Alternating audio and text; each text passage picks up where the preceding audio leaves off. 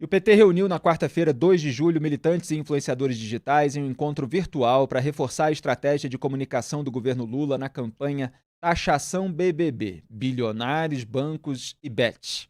Batizada de Clube de Influência Eu Tô com Lula, o evento foi realizado sob o pretexto de fortalecer a comunicação em defesa da justiça tributária e das ações do governo Lula. Vocês viram aí o print, o cartaz, o aviso, a propaganda virtual do PT para atrair a militância digital, um velho método do partido.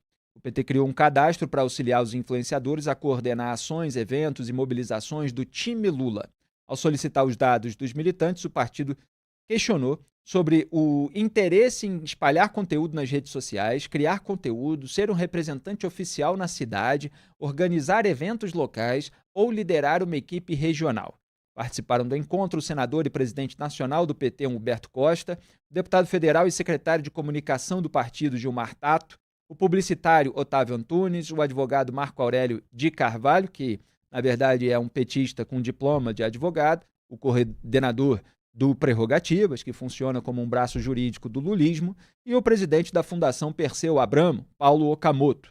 Durante o evento, Tato afirmou o seguinte, abro aspas, não significa que estamos em guerra com o Congresso. A partir do momento em que o governo Lula defende que o andar de cima comece a pagar impostos, nós partimos da linha dos 99% que pagam muito contra os 1% que não pagam nada.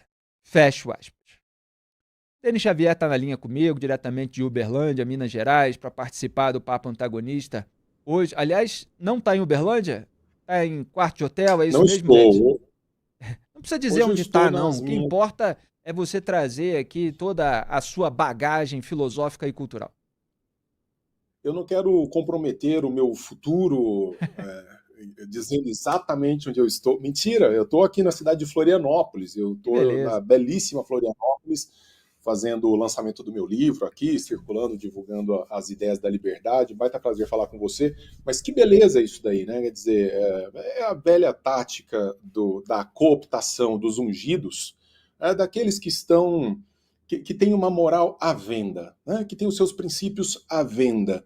E é muito interessante ver como que com muito pouca coisa, que com um estímulozinho do poder, de repente você tem um mundo de gente disposta a defender teses que especialmente não conhece, né, Felipe? Essa é uma coisa interessante, assim, são pessoas que não são especialistas no sentido de não conhecem exatamente as medidas mais adequadas para termos um país melhor, diferente, no sentido de mais próspero, nunca leram nada a respeito, nunca se prepararam, são artistas.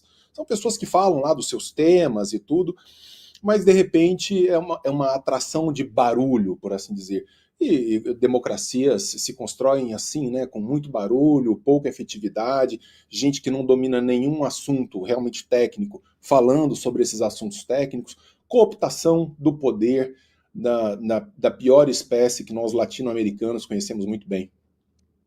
Pois é, e deixa eu recuperar um print meu de 2024, do ano passado, mas que na verdade remete à patrulha virtual petista, quando ela foi criada lá atrás, em 2011.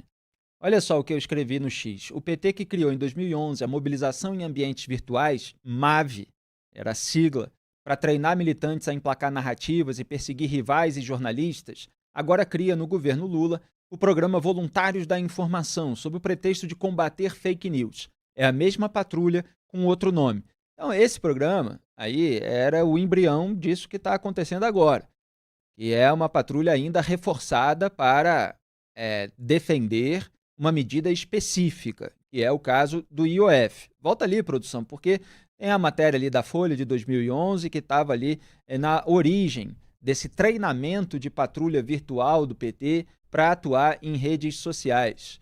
Ali, militante, falando dos militantes para rebater reportagens contra o partido, etc. Contra a maneira como eles veem quando sai qualquer tipo de matéria inconveniente, incômoda, com elementos negativos sobre a conduta dos próprios petistas. Então, eu, Felipe, ajudei, inclusive, a popularizar essa sigla MAV ao me referir a cada um dos militantes que atuavam nas redes sociais, inclusive me atacando, a MAV. Né? Então, ele virou um MAV, outro MAV, em razão dessa sigla aí da mobilização em ambientes virtuais, cada militante passou a ser chamado assim, muita gente chama até hoje.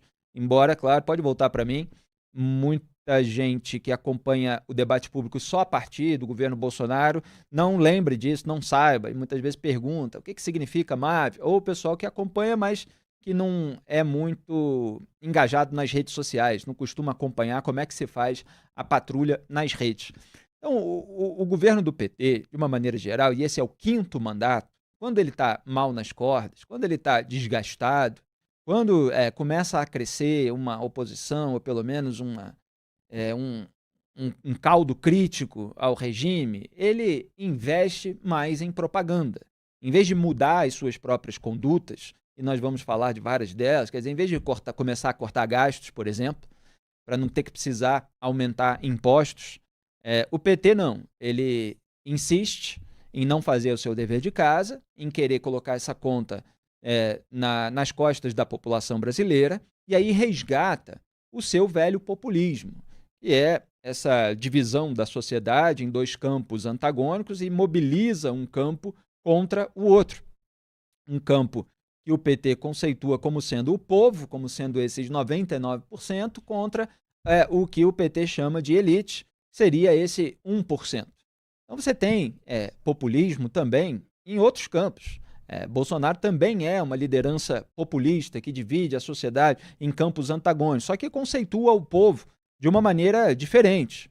Mais ali a classe média, mais os evangélicos, etc., contra o sistema, o establishment, embora aos poucos tenha largado essas palavras, porque se aliou a boa parte daquele sistema, daquele establishment, mas depois volta a espalhar um discurso que contradiz a prática, né? Como ele falou, e peitou o sistema, e eu dei uma gargalhada aqui no programa, num vídeo que depois viralizou nas redes sociais, porque a gente acompanhou o que aconteceu. Então você tem populismo dos 2 lados, você tem o nós contra eles dos 2 lados, só muda o conceito do nós, o conceito do eles.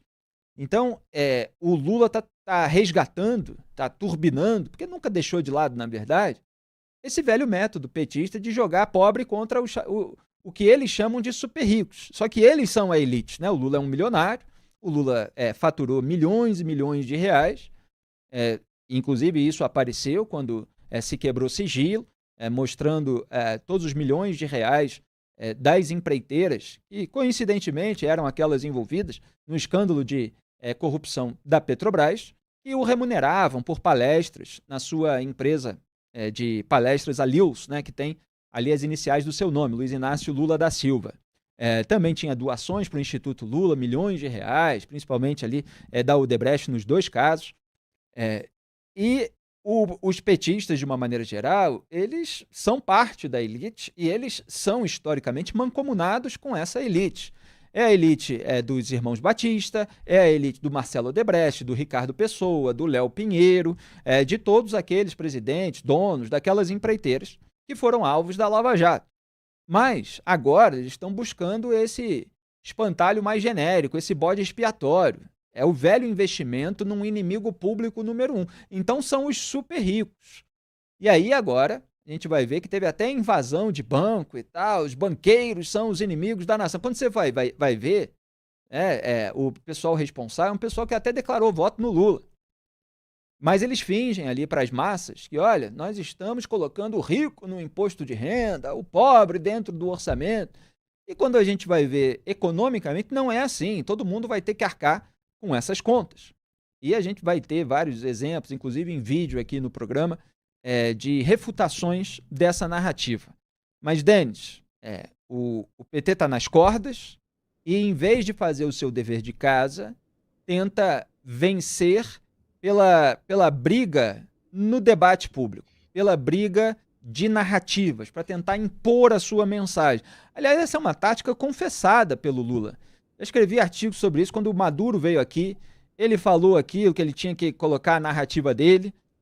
Quando ele foi questionado na TV sobre o José Dirceu, ele falou, tem que brigar, quer dizer, independentemente do que você fez, seja você um ditador autoritário, seja você um sujeito duplamente condenado por corrupção, tem que ir brigar. O que importa é a imposição da narrativa. Então, se a gente precisar contratar um monte de gente para vencer a guerra de narrativa, a gente contrata. E as pessoas precisam saber que existe uma diferença entre a narrativa e a realidade. Eu queria dizer que é uma tática já muito batida, que já foi descrita, inclusive, em distopias extraordinárias, como aquela de George Orwell, que não é a 1984, mas que é A Revolução dos Bichos, que agora eles repropuseram com o título correto, né, que é A Fazenda dos Animais. E eu queria dizer que, puxa, isso não funciona mais, isso não cola mais, afinal de contas é tão manjado, né? Quer dizer, em obras muito antigas e celebradas, isso já vinha descrito, né? Então essa ideia de você criar um adversário que seja sempre aquela ameaça que justifique uma atuação deletéria do poder da sua parte para proteger as pessoas de um mal, e é que seja um mal, vamos dizer, metafísico, por assim dizer. Mas o fato, Felipe, é que funciona. Em alguma medida isso ainda funciona. Ainda bem que existem canais aqui, como este, por exemplo, que ficam apontando para o fato de que as narrativas elas estão descoladas da realidade. Mas eu fico pensando se o grosso da população, se o mundo lá fora está realmente atento a isso. Porque de fato tem uma eficácia. Então, esse ingresso no mundo da mídia, essa cooptação dos meios de comunicação, veja você que em nenhum momento fala-se sobre fato. Quais são os fatos? Isso não interessa, em absoluto não interessa. Qual é a realidade? Qual que é o chão de fábrica? Não interessa. Se eu construo bem a ideia, se a narrativa é palatável e se eu consigo mexer com o medo das pessoas, com a esperança das pessoas, eu tenho controle sobre essas pessoas. Funciona bem, o PT sabe muito bem disso. Agora, eles têm muita dificuldade, ao mesmo tempo, em emplacar um poder instalado nas redes sociais, coisa que a direita tem uma habilidade um pouco maior, né? Um poder de mobilização um pouco maior. Mas os caras aprendem, né? Eles têm técnicas de guerrilha virtual muito eficazes também. E tem a máquina na mão. Tem a máquina na mão para financiar, para acarinhar, para oferecer um cargo. Por isso que ninguém quer privatizar nada, né? Porque você tem sempre um cargo para oferecer para alguém, mesmo em empresas que estão completamente destruídas, públicas, porque tem sempre um imposto para tirar dos idiotas de plantão que sustentam a máquina. Tem sempre uma boquinha, inclusive, para distribuir para os militantes que fazem propaganda virtual para o regime de turno. Fora verba de publicidade aí para diversos veículos, para que tenham uma cobertura positiva e endossem certas narrativas do governo, ou o que no fim das contas é a mesma coisa, contrate aqueles militantes, aqueles velhos porta-vozes para ocupar a sua grade, para ficar com o microfone, recebendo mensagem de zap dos integrantes do poder e simplesmente reverberando aquelas narrativas. Aqui vocês sabem que é um jornalismo diferenciado que contrasta a retórica com a realidade, com a prática. Não deixa o seu público ser abduzido por esse universo retórico das narrativas que falseiam a realidade. Então, tudo isso está dentro do contexto da novela do IOF, que foi parar no Supremo Tribunal Federal, depois que o PSOL e a AGU, a Advocacia Geral da União, acionaram a corte para tentar reverter a derrota do governo Lula no Congresso. E ao defender a iniciativa do Planalto, Lula afirmou que estamos propondo um reajuste tributário para beneficiar os mais pobres. No entanto, a alegação do governo tem sido esvaziada por parlamentares e pela sociedade, incluindo economistas. Em discurso na Câmara, o deputado Rodrigo Dazaelli, do PL do Mato Grosso, disse que quem paga IOF do cheque especial são os 99% mais pobres. O parlamentar apontou que o governo Lula ainda toma uma medida aí que, enfim, tem uma discussão sobre a questão de rendimentos para atingir as pessoas que acabam faturando mais de R$50 mil e que o governo estabeleceu esse piso de R$50 mil justamente para ficar um pouquinho acima e não pegar os parlamentares, que recebem 46.300 e poucos reais. Então, os próprios políticos do PT, que formam a base governista no Congresso Nacional, junto com outros do PSOL, além, claro, da oposição, mas eles não vão ser pegos, de acordo com a tese desse deputado, porque o PT colocou um pouquinho acima. Então a elite política ali fica, de certa forma, aliviada de acordo com aquilo que ele estava defendendo, desafiando o governo a baixar um pouquinho para incluir todo mundo. Então vamos ver esses dois pontos abordados pelo deputado do PL. Pode soltar. Mas todos os parlamentares da esquerda que sobem aqui falam Bolsonaro, Bolsonaro, Bolsonaro, porque não tem o que falar de bom desse governo. O que tem que falar de bom é dizer que pagar imposto é bom. Vamos aumentar a carga tributária, mas isso é bom para você, trabalhador que está pagando. Vamos aumentar o IOF, mas é bom para você, porque só rico paga. Eu quero saber aqui, se você, cidadão que está me ouvindo aí, se você entra no seu limite do cheque especial. E se entra, se no começo do mês, no primeiro dia do mês, não vai estar lá descontando da sua conta corrente IOF. Vai estar descontando.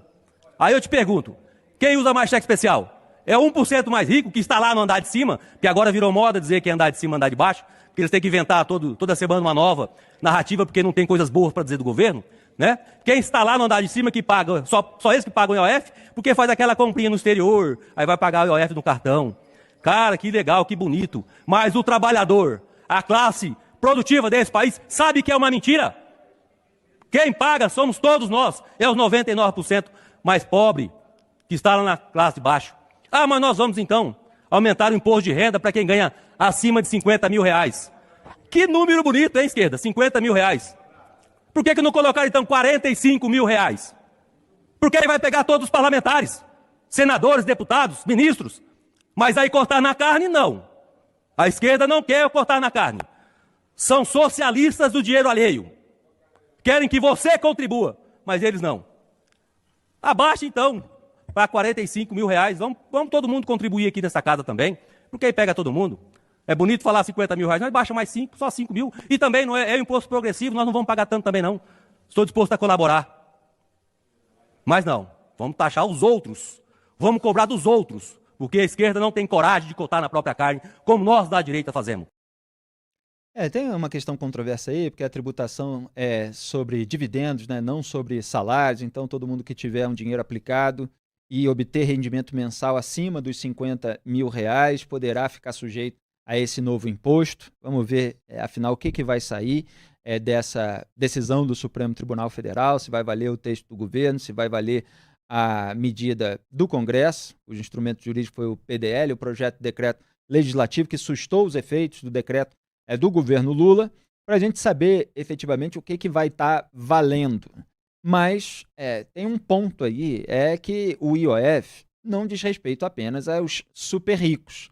Ele também afeta outras parcelas da população e mesmo também quando você faz imposto em cima dos super ricos, isso tem um efeito dominó que tem sido apontado aí por todos os economistas aqui no programa, quando os nossos colaboradores participam.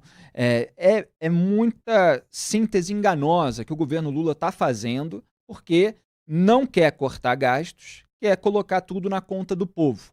Aí, para disfarçar que está colocando na conta do povo, explora o ressentimento de uma parcela significativa da população contra os ricaços, contra os mais ricos, para tentar legitimar aquela atitude. Denis, algum complemento?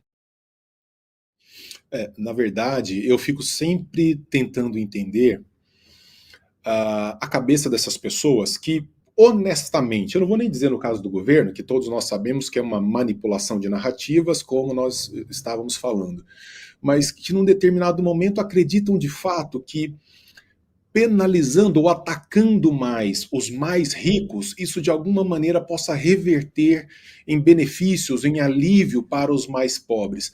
Denis Xavier estava analisando aqui esse discurso de um deputado do PL sobre o IOF, do cheque especial, que cai na conta aí, que precisa ser pago por 99% nessa divisão que a narrativa petista faz entre 1% dos super ricos e 99% dos mais pobres. O que você avalia?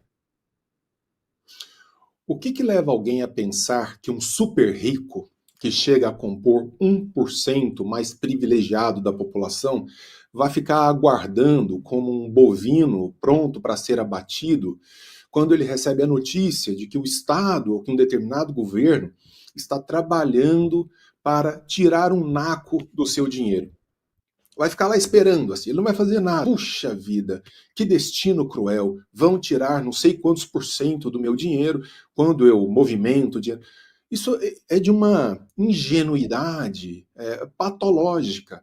Isso já foi experimentado em diversas partes do mundo. Vamos cobrar mais de quem tem mais. Quem tem mais tem recursos para movimentar esse dinheiro para lá e para cá, para fazer desse seu dinheiro nacional um dinheiro internacional que dificilmente vai ser rastreado ou penalizado ou vai ter uma parte dele tirada para sustentar alguma... Tanto que eu me lembro bem aí no começo do governo Lula, ele já começando nas suas viagens internacionais, desesperado para criar uma legislação mundial de imposto sobre fortunas. Por quê? A ideia era, o cara não pode ir para lugar nenhum do mundo, porque onde ele estiver, nós vamos conseguir tirar um pedaço do dinheiro dele. Em que mundo essa gente vive, que imagina que não exista competição entre países que estão atrás desse dinheiro e que vão propiciar condições mais benéficas para esses ricos movimentarem os seus dinheiros em território não nacional. Então, o que a gente tem que discutir, na verdade, é o que nós podemos fazer para reduzir a carga de impostos para todo mundo, que é completamente absurda. O brasileiro está trabalhando em média 6, daqui a pouco 7 meses para sustentar uma máquina estatal, além de tudo ineficiente. E aí os caras dizem assim, mas é muito importante pagar muito imposto para que a gente tenha as coisas de volta. Um amigo meu, um grande cientista político, fala, você não paga imposto para ter as coisas, você paga imposto para não ser preso. É para isso que você paga imposto. Se fosse para ter as coisas, você não viveria no Brasil que você vive, que paga rios de impostos, e você está aí com 50% da população navegando em fezes liquefeitas quando sai na porta de casa, não tem saneamento básico. Não vou falar do resto. Então é inacreditável essas teses antigas, ineficazes, que permeiam o nosso ideário até hoje. E também na Câmara dos Deputados, o deputado federal Luiz Lima, do Partido Novo do Rio de Janeiro, expôs a hipocrisia petista ao afirmar que o governo Lula fala em taxar bilionários, mas deu desconto de 50%, um desconto bilionário também, a empreiteiras amigas. Vamos acompanhar esse trecho.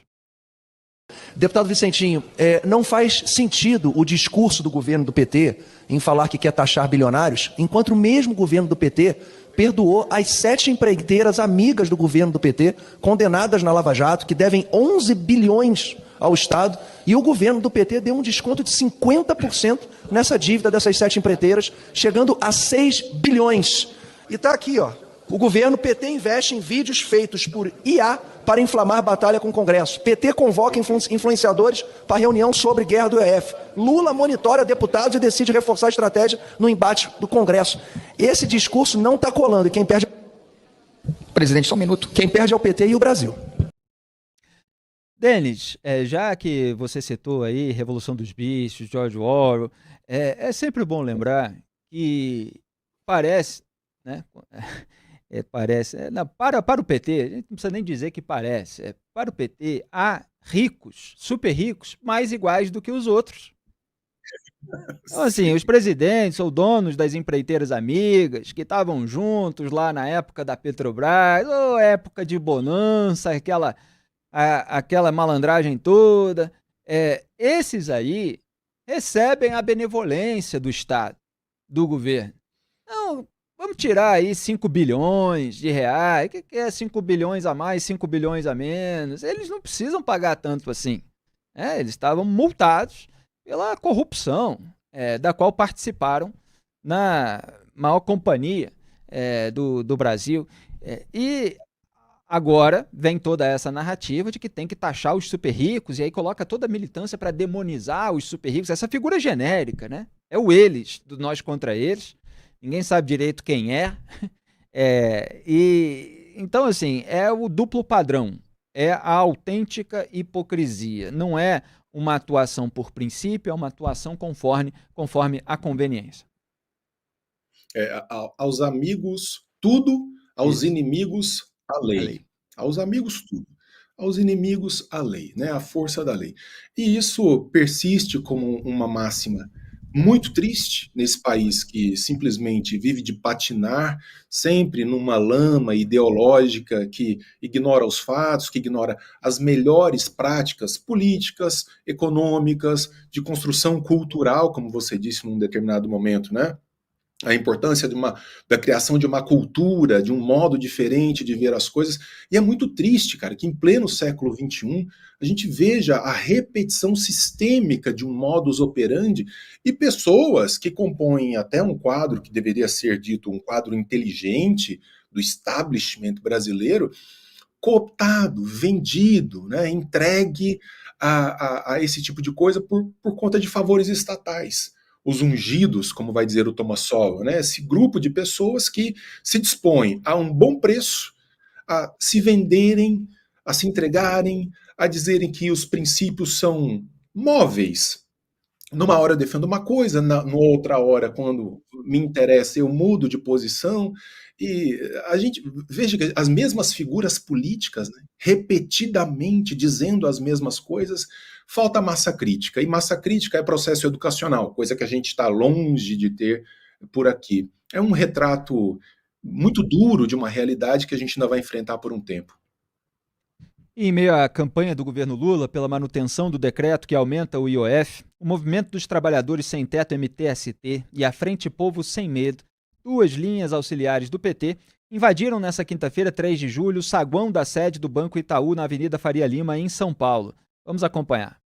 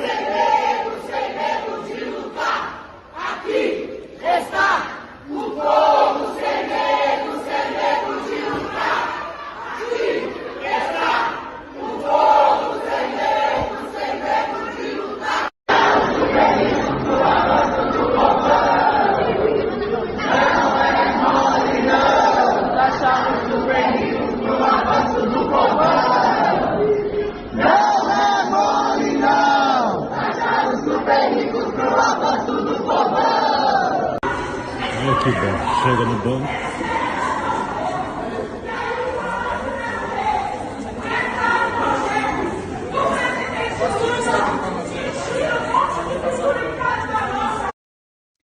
Só fiquei curioso se houve mortadela para a rapaziada. O deputado federal Guilherme Boulos, do PSOL de São Paulo, que já liderou o MTST e convoca para 10 de julho uma manifestação para tentar reforçar esse malicioso discurso do governo Lula de polarização entre pobres e ricos, celebrou a invasão em seu perfil no X. Aspas para o Boulos. Pra cima! O MTST e a Frente Povo Sem Medo ocuparam hoje a sede do Itaú na Faria Lima, o prédio mais caro do Brasil, que custou R$1,5 bilhão para ser construído. A ocupação tem como pauta a taxação dos super ricos. O recado do povo é claro. O Brasil precisa de justiça tributária. Fecho aspas. Aí, o Boulos celebrando uma invasão. Ele que, no período eleitoral, faz aquela pose de bolinhos, paz e amor. Vocês podem ficar tranquilos, ninguém vai invadir a sua propriedade. Isso é historinha da extrema-direita. O que o movimento faz é bastante diferente, etc. Tá aí, né? Legitimando a baderna. Herdeira do Itaú, banco cuja sede foi invadida pelos apoiadores do Lula, a Maria Alice Setúbal, a Neca Setúbal, declarou voto no petista em 2022. A irmã de Roberto Setúbal, ex-presidente do Itaú, disse o seguinte ao Estadão em outubro daquele ano, aspas, não sou petista de carteirinha, mas neste momento Lula é a única liderança capaz de reconstruir esse país. Fecho aspas. Questionada sobre como se sentia ao ver a elite declarando voto em Jair Bolsonaro em 2022, Neca Setúbal respondeu, aspas, é uma tristeza profunda, é uma incapacidade de perceber o que para mim é muito óbvio, que todos ganham com uma sociedade com menos desigualdades, uma sociedade que você tenha mais segurança de sair na rua. Não precisa viver com muros altos, carros blindados, segurança, você ter uma população educada numa escola pública, que tenha saúde gratuita, todo mundo ganha. Fecho aspas. Não sei que mundo é esse, né? Nunca houve um pós-Lula em que isso acontecesse, em razão de medidas adotadas pelo PT. A gente vai ver, inclusive, repercussão internacional hoje da própria criminalidade no Brasil, além dessa baderna. Denis Xavier, o que você destaca dessa volta às origens? Não que isso tenha se perdido por muito tempo, mas é que, ultimamente, o debate ficou mais voltado, em razão do julgamento do 8/1, em relação a invasões bolsonaristas. Mas, agora, com a esquerda no poder e nas cordas, com o desgaste do Lula, volta a acontecer invasão esquerdista, que é o tradicional. Não tinha parado ali, a gente vê muitas vezes no campo, invasão de fazenda, MST, aquela turma. Hoje foi na cidade.